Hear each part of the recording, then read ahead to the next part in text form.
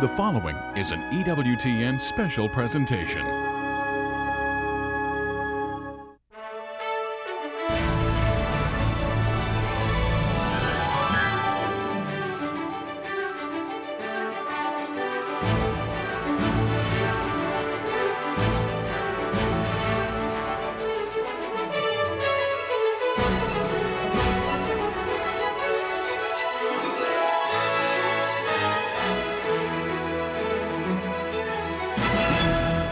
Welcome to this EWTN News live coverage of Pope Francis's apostolic journey to the Republic of Korea.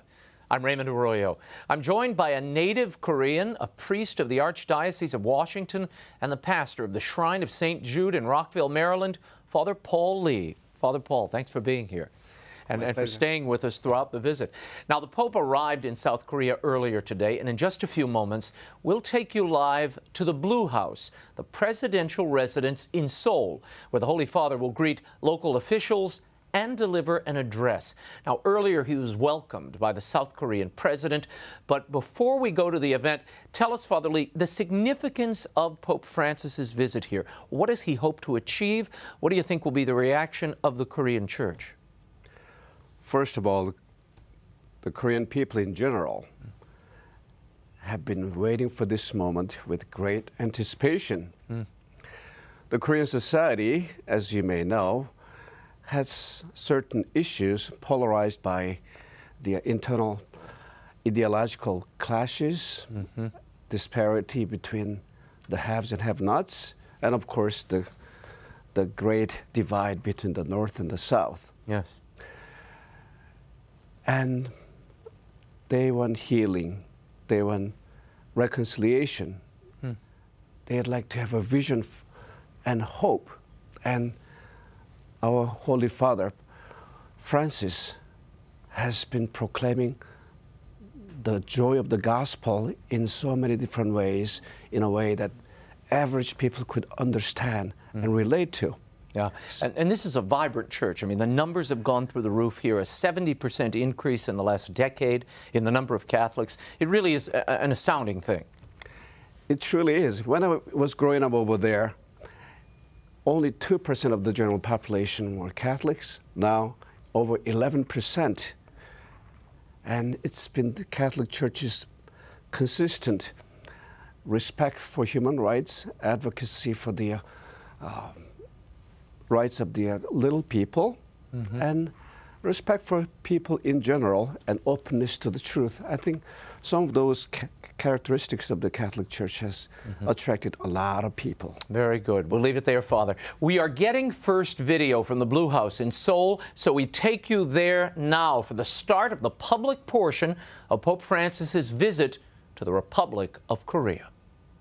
분쟁 지역의 화해와 평화의 메시지를 전파해 주셨습니다. 우리 국민들에게도 교황님의 방한은 큰 희망과 용기가 될 것입니다. 그동안 우리 국민들은 세월호 사고의 아픔과 젊은 병사들의 죽음으로 많은 상처를 받았습니다. 이번 교황님의 방문으로 우리 국민들의 마음의 상처와 아픔이 치유되기를 바랍니다. 프란치스코 교황님께서 아시아 지역 처음으로 한국을 방문하신 데에는 한국 천주교회에 대한 교황님의 각별한 애정과 함께 분단의 아픔을 겪고 있는 한반도에 평화와 화해의 정신을 심어주고자 하는 교황님의 뜻이 담겨 있다고 생각합니다. 평소에도 한반도의 평화 회복을 위해 기도해 주시고 이번 방한 기간에도 평화와 화해를 위한 미사를 집전해 주시는 교황님의 큰 관심과 노력에 진심으로 감사드립니다.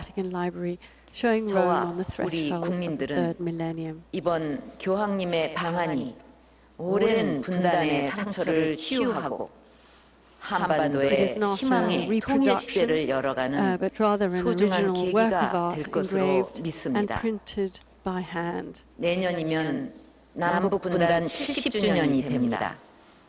남북 분단과 한국 전쟁은 우리 민족에게 오랜 세월 동안 큰 상처를 주었습니다.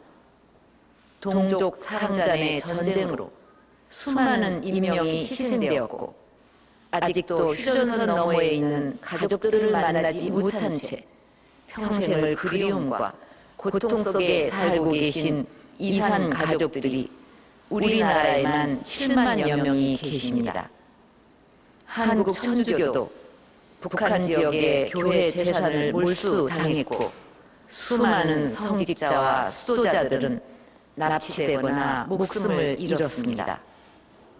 이제는 이런 아픔의 역사를 딛고 진정한 남북 화해와 한반도 통일 시대를 열어갈 때라고 생각합니다. 대한민국 정부는 남북이 대립을 극복하고 전쟁과 핵 위협에서 벗어나서 평화와 화해의 길을 가고자 최선을 다하고 있습니다. Pope Francis on his journey, amongst them Cardinal Pietro Parolin, Vatican Secretary of State, Cardinal Stanislav Rilko, the President of the Pontifical Council for the Laity, 세계 평화와 인류 번영에도 기여하는 Monsignor Angelo Becciu, who is in charge of General Affairs at the Secretary of State, and of course the lineup of South Korean clergy, including the Bishop of Jeju and the President of the Catholic Bishops' Conference of Korea, Monsignor Pita Uil-kang, and the Archbishop of Seoul, Cardinal Andrew Yam-soo-young.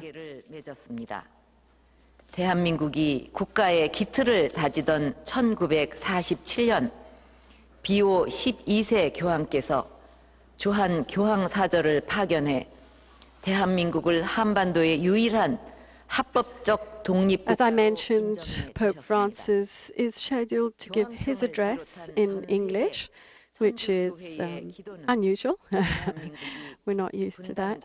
But in actual fact, he will be speaking English on various occasions during this 5-day trip. He will be delivering his homily in English during celebration with the youth. On Sunday, he will be speaking English during the Reconciliation Mass. He'll be speaking English to the youth on Saturday at the conclusion of the Asian Youth Festival. And he's also scheduled to give his Angelus address in English. 한국 순교자들은 반상과 남녀 차별이 엄격했던 조선 사회에서 이타적 삶의 자세로 자유와 평등을 확산시킨 선각자들이셨습니다. 밀알 하나가 땅에 떨어져 죽지 않으면 한 알이 그대로 있지만 죽으면 많은 The Korean War, of course, is a shadow that hangs as the North and the South are divided, and so many families are divided. As I was saying, it took the lives of more than 1 million South Koreans and another 1 million North Koreans, hundreds of thousands of Chinese military, and 36,500 US soldiers. The conflict, in fact, never officially ended. Hostilities were put on hold with an armistice agreement in July 1953. Since then, there have been regular small flare-ups of hostility between the two nations. 문화를 체험하면서 꿈을 나눌 수 있도록 천주교 대전 교구에서 정성 들여 Some 28,000 US troops are still based in South Korea. 격려의 메시지를 통해 Their presence is generally favored. 미래를 발견하는 소중한 시간이 되기를 기원합니다. 앞으로 한국 정부도 A recent flare-up between the two nations involved the South Korean government's decision to build a naval base on an island off the southern coast. The construction of the base has infuriated local villagers because apparently it was built on a pristine piece of land, an ecological jewel. Korean peace activists, including many Catholics, have raised their voices against this project, and demonstrations have halted building efforts more than half a dozen times. 대한민국은 지금 새로운 변화와 The Jesuits and Columban missionaries in Korea have joined Korean bishops, religious and laity in daily prayers at the main naval gate. 일시를 도모하고 한반도 통일 시대를 열어가며 나아가 세계 평화에 기여하는 민족이 될 수 있도록 교황님의 기도를 부탁드립니다. 다시 한번 During his 5-day visit, the Pope will also be spending time with the disabled. He's scheduled to visit the House of Hope Rehabilitation Center in Cotonye or the Flower Village in Seoul.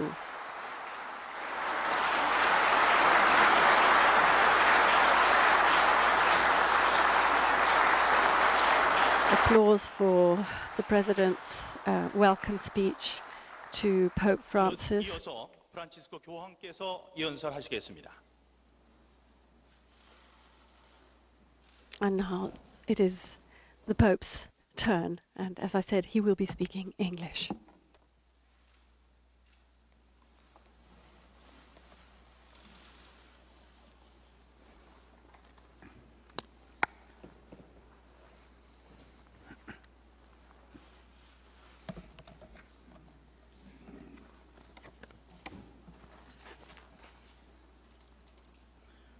Madam President, honorable government and authorities, distinguished members of the diplomatic corps, dear friends,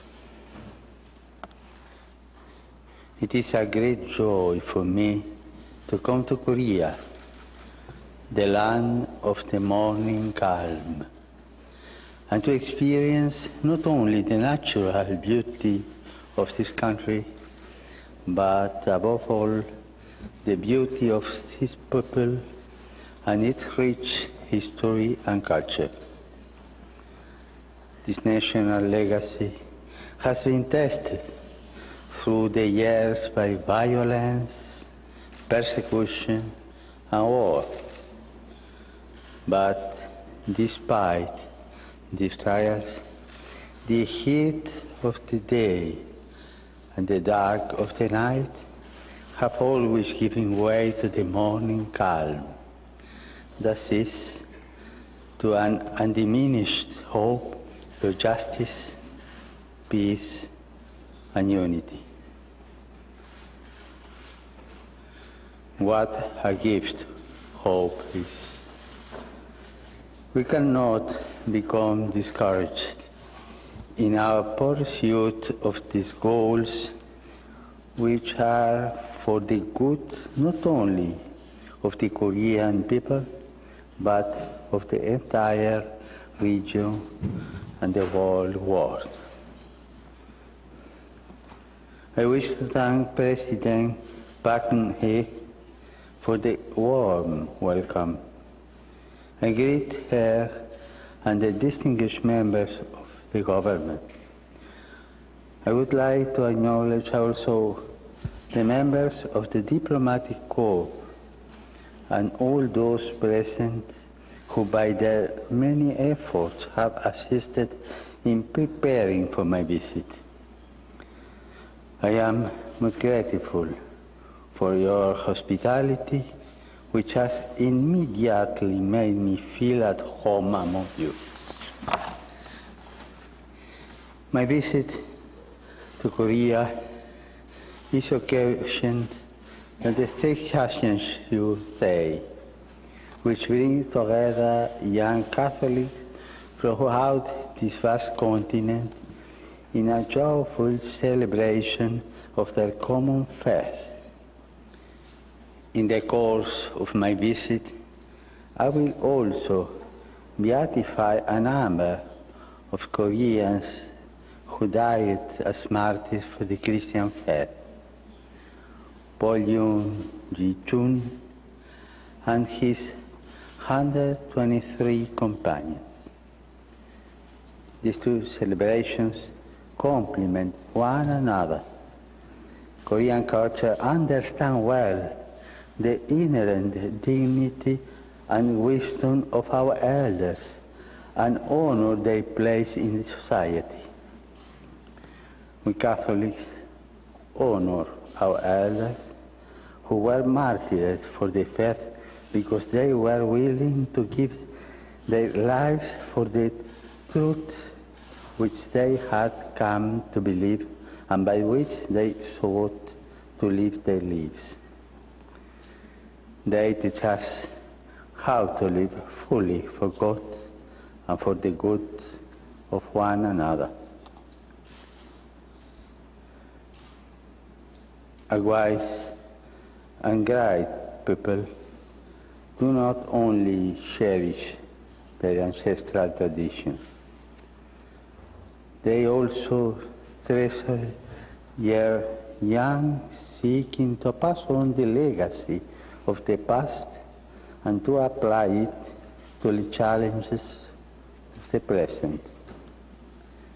Whenever young people gather together, as on the present occasion, it is a precious opportunity for all of us to listen to her hopes and concerns. We are also challenged to reflect on how well we are transmitting our values to the next generation and on the kind of world and society we are preparing to hand on to them. In this context, I think it is especially important for us to reflect on the need to give our young people the gift of peace. This appeal has all the more resonance here in Korea, a land which has long suffered because of a lack of peace. I can only express my appreciation for the efforts being made in favor of reconciliation and stability on the Korean Peninsula, and to encourage those efforts, for they are the only sure path to lasting peace. Korea's quest for peace is a cause close to our hearts, for it affects the stability of the entire area and indeed of our whole war-weary world. The quest of peace also represents challenge for each of us, and in particular way for those of you dedicated to a pursuit of the common good of the human family through the patient work of diplomacy. It is perennial challenge of breaking down the walls of distrust and hatred by promoting a culture of reconciliation and solidarity.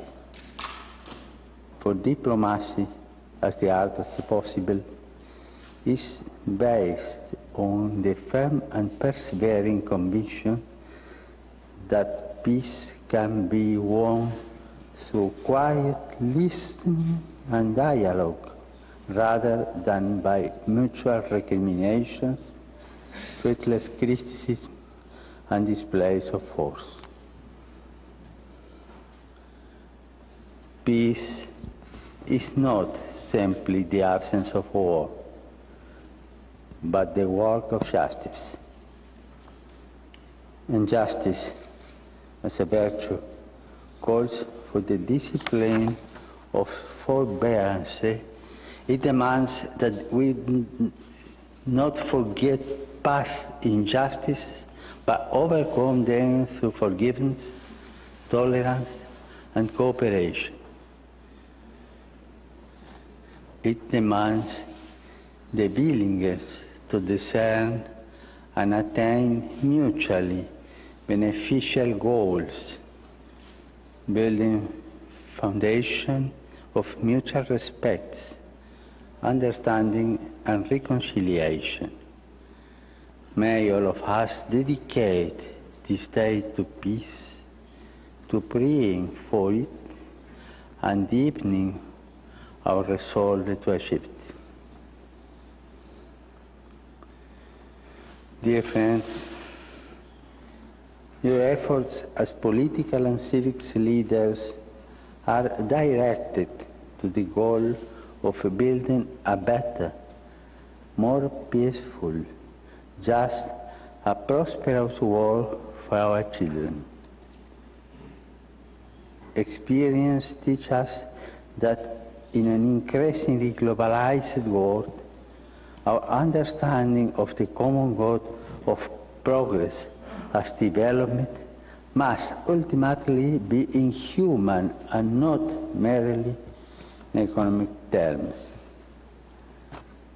Like most of our developed nations, Korea struggles with important social issues, political divisions, economic inequities, and concerns about the responsible stewardship of the natural environment. How important it is that the voice of every member of society be heard, and that a spirit of communication, dialogue, and cooperation be fostered. It is likewise important that special concern be shown for the poor, the vulnerable, and those who have no voice, not only by meeting their immediate needs, but also by assisting them in their human and cultural advancement. It is my hope that Korean democracy will continue to be strengthened, and that the nation will prove to be a leader also in the globalization of solidarity, which is so necessary today, one which looks to the integral development of every member of our human family. In his second visit to Korea, 25 years ago, St. John Paul II stated his conviction that the future of Korea will depend on the presence among its people of many wise, virtuous, and deeply spiritual men and women. In echoing his word today, I assure you of the continued desire of Korean Catholic community to participate fully in the life of the nation. The Church wishes to contribute to the education of the young, the growth of a spirit of solidarity with the poor and disadvantaged, and the formation of new generations of citizens ready to bring the wisdom and vision inherited from their forebears and born of their faith to the great political and social question facing the nation. Madam President, ladies and gentlemen, I thank you one more for your welcome and hospitality. Bless you and all the beloved Korean people.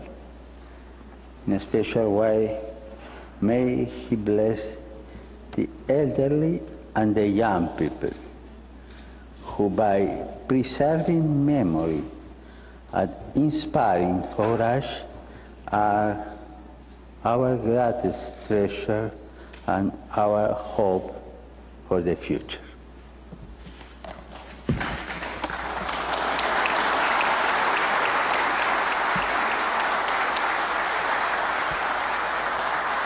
이상으로 박근혜 대통령과 프란치스코 교황의 연설회를 마칩니다.